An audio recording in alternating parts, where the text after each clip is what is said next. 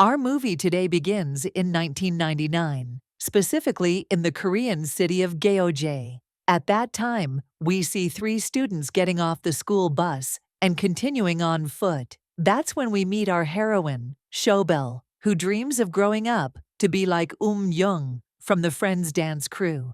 Each of them has their own dream, but what they all share is the hunger for fame. Any kind of fame, by any means. On the way, they spot a dance game machine. Shobel jumps in with Yeonmi, and they dance together in front of everyone, clearly knowing exactly what they're doing.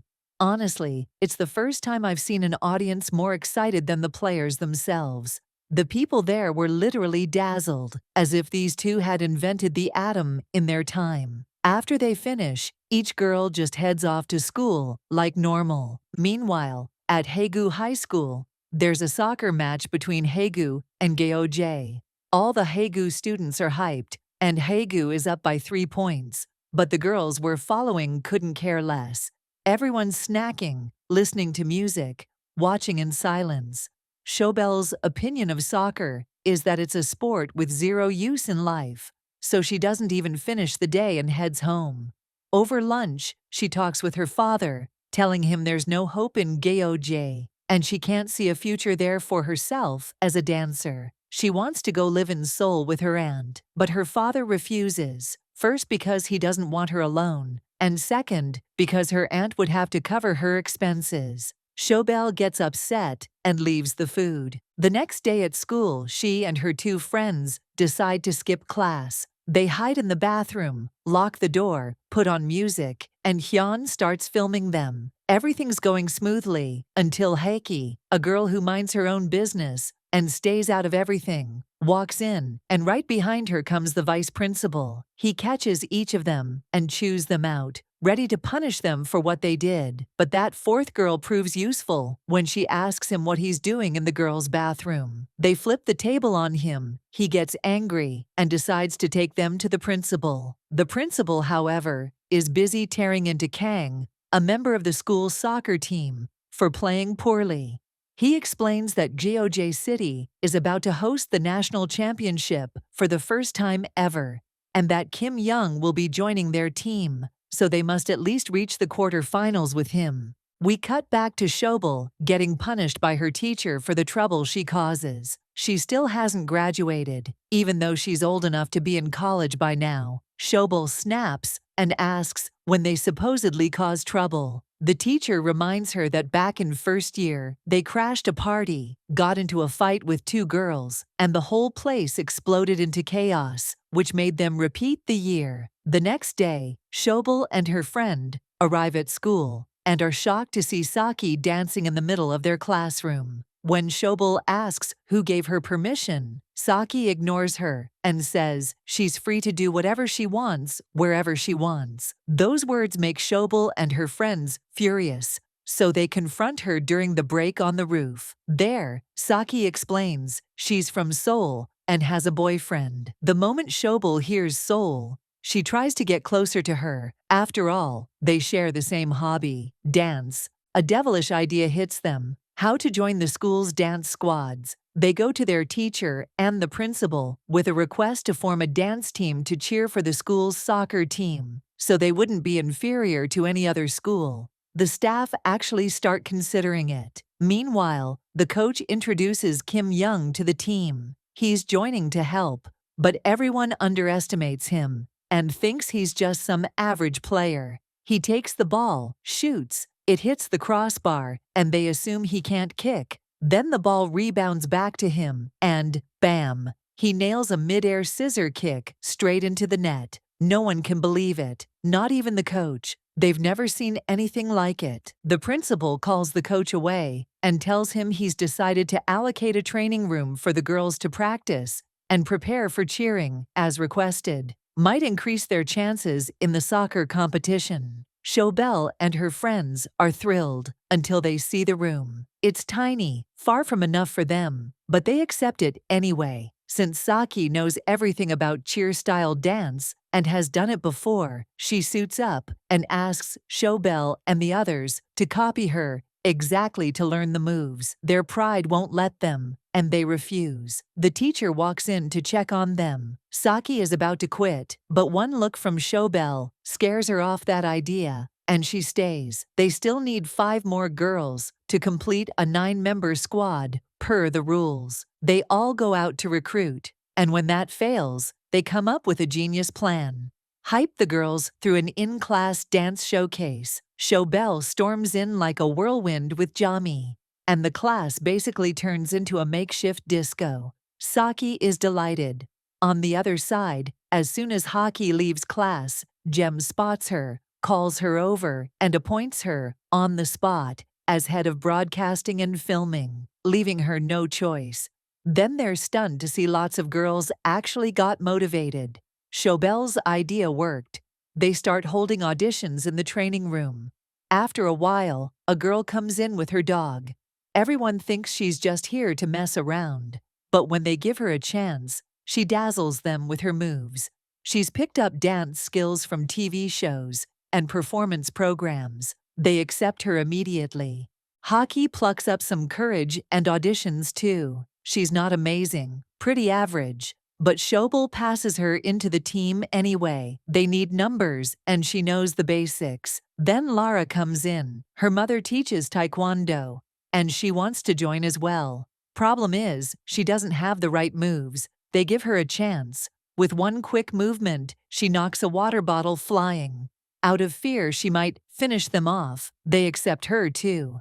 At the end of the day, they all go to a restaurant to have dinner together. Even after all that, they're still 2 members short. By coincidence, 2 girls from their school walk in. They rope them into the team to complete the count. They print a sheet with all their names and take it to the teacher the next day. He stamps it, no more excuses. They gather in the training room to choose a team name. Saki appoints herself captain. No one else knows cheer-style dance, and she's the one who introduced it. Everyone agrees if it keeps things smooth.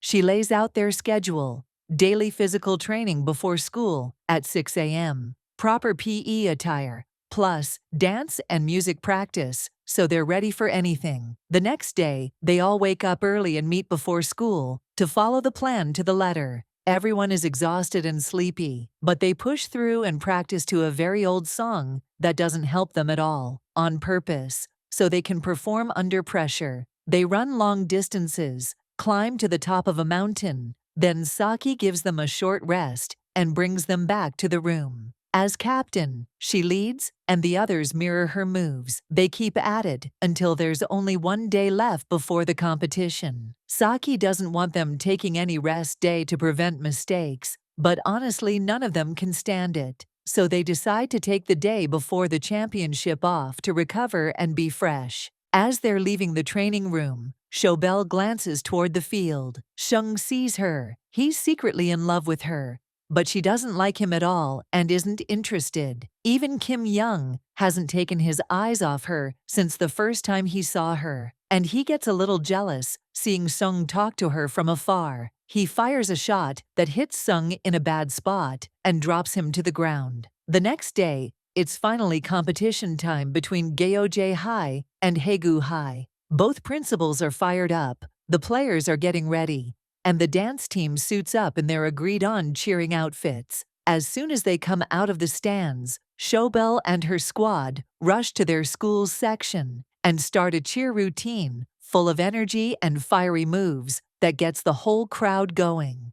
Even the players on the pitch feel the boost. The excitement peaks when Kim Young seizes the moment and scores the first goal. But the joy doesn't last. Suddenly, Haki collapses from exhaustion. When Shab sees her like that, she's affected. Her energy drops, she cools off, and she can't keep up the same spirit. The crowd notices. The whole atmosphere changes. And sadly, the day ends like that. She goes home upset and frustrated. The next day, they all meet again in the training room. The teacher thanks them for an effort that didn't meet his expectations. He's lost hope. He warns them that in the next match, if they don't improve and don't actually motivate the players like they promised, he'll cancel their training altogether. After he leaves, the team agrees to do better tomorrow, so they don't get disbanded. Saki, however, has another opinion. Out of nowhere, she quits and doesn't want to continue. Shobel hurries to reassure the others before they lose hope, telling them they'll keep going with or without Saki. But they're still missing a few key tricks. They all try to reach Saki again, in the bathroom, after school, anywhere. But she ignores Shobel and drives off with her brother. The next day, Shobel and Janmi go sit beside her in class and speak calmly about cheer dance, telling her they need her to complete the team and making her feel like a core member. She finally agrees to return. Everyone's happy, and their ideas and training start to grow. They decide to do something to lift their spirits and head to a hospital that serves the elderly and sick, performing a small show that delights everyone. Day by day, they become closer, going out, eating together. One day, they learn their fathers have a problem at work. The manager is making them do overtime without pay. The girls decide to go to the factory the next day and give the workers a cheer performance to ease their burden. After some time, Gyeojae High faces Myeonung Seong High. Even though the opponent isn't strong, the PE coach is nervous, so Kim Young reassures him, tells him they've got this and not to worry. They'll win no matter what. Shobel and her team prep in the training room, then head to the field pumped up, delivering a much better routine than last time. Their progress is obvious. JOJ's soccer team scores and wins in the end, just as Kim Young promised, and they finally qualify for the round of 16. At the end of the day, we see Shobel saying goodbye to her friends and leaving, but Kim Young meets her on the way and tells her he's been waiting. He admits he's into her. She accepts it, and from then on they grow closer, always together. That makes Sung very upset and sad. He feels like his love is slipping away right in front of him, and there's nothing he can do. In the next match, Shobel and her friends go down to the field as usual and cheer. Kim Young shines in every game and is basically the one carrying them to victory. They beat Haegwang High by 2 points and qualify for the quarterfinals. Shobel gets used to celebrating every win by taking her crew out for dinner, then going back to the dance room to keep training. Over time, Gyeojae keeps advancing and improving until they qualify for the semi-finals. On the other side, we see Shobel's father with his fellow workers in the factory, standing by the slogan, "Continuous work without rest leads to death." Suddenly, he sees a worker carrying a heavy steel plate on his shoulder. Even though he's exhausted, the man collapses and tragically dies on the spot. Worse, he turns out to be the father of Shobel's teammates. At that very moment, the girls were filming the rival team's dance practice to study their moves and improve. The news hits Shobel, and they drop everything to go offer condolences. They sit through the funeral, but Shobel's friend's mental state deteriorates so badly that she goes to the rooftop and tries to end her life. Her friends rush after her, calm her down, and get her back inside before disaster strikes. When the day ends, they leave her to rest. On their way out, Saki runs into a classmate who, by coincidence, is on the cheer team they'll be facing next game. They start provoking the girls, and some boys pile on too, until Kim Young steps in at the perfect moment and punches the guy who was about to lay a hand on them. A huge fight breaks out and doesn't end until Lara shows up and absolutely wrecks them, Taekwondo style. Unfortunately, the guy Kim Young hit turns out to be the son of the principal of their upcoming opponent. When the news reaches the administration, everyone gets hauled in and punished. Things escalate when the other principal demands expulsions for anyone who fought his son or his girls. The news reaches Shobel's father, who comes to apologize personally, but he gets ignored. The man insists either some students are expelled or Shobel's father is fired from his job. Shobel stands up, takes full responsibility, and drops out, leaves the school. That night, she books a ticket to Seoul with Janmi. When it's time to go, Janmi sees her off as she gets on the bus. Shung appears at the window and confesses he's liked her for a very long time, but never had the chance to tell her face to face. She's embarrassed and swaps seats with an elderly woman. When she reaches the city, she meets an old elementary school friend who helps her get into a dance training club to continue her passion. Shobel thanks her and, by the end of the day, rents a place to stay. The next morning, we see her father trying to stop the employees' protest about working conditions. He keeps trying to calm them down until one of them loses it and attacks him. The supervisor hears and calls Shobel's father in privately, asking him to hand over the names of the workers causing trouble so he can fire them under any pretext. He refuses. He won't cut off anyone's livelihood. Meanwhile, Sung still clings to his love for Shobel and goes to ask Kim Young about her. Are they in touch? He grabs Kim Young by the collar, ready to hit him.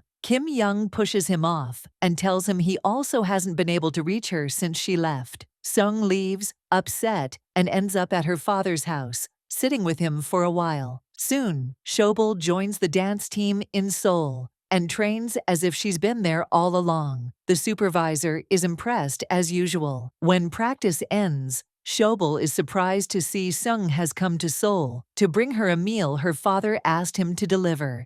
He leaves, and suddenly, she decides to quit the team, buy a ticket back to Gyeonggi, and return to her father so he won't be alone. She encourages him at work. The next day, he decides to join the protest for the first time and stand against the injustice he's facing on the job. As for Shobel, she goes to the school principal to ask for a second chance. He tells her he never expelled her. He just marked her absent. Because of that, Shobel returns to the dance team with even stronger enthusiasm. They gather the team again after it fell apart, and they pump each other up to keep competing and to win. Kim Young, meanwhile, goes to Seung and catches him before he quits soccer for good. He tells him Shab is back to cheer for them, and he can come back too. They motivate each other to aim for first place against Hyundai High in 2 days. The big showdown arrives, Gyeonggi versus Hyundai. The match starts, and Gyeonggi is shocked by an early goal against them. Seung is unfocused and tense, but when he sees Shobel and her team coming in and dancing, everything flips. He regains focus and starts stopping every attack. At the same time, Saki finds her courage, executes the lift she was afraid of, raises her teammate into the air, and lands her skillfully, wowing everyone and firing up the crowd. Kim Young rockets a shot into Hyundai's net, and they go up by 2. The stadium is on edge. Victory feels within Gyeonggi's grasp until the referee suddenly blows the whistle and gives Hyundai a penalty because one of their players pretended to fall after brushing against Kyung. Sung stands in goal, eyes locked in. The opponent shoots with all his strength. Sung leaps at the perfect moment and saves it brilliantly. The stands erupt. His teammates run to him to celebrate,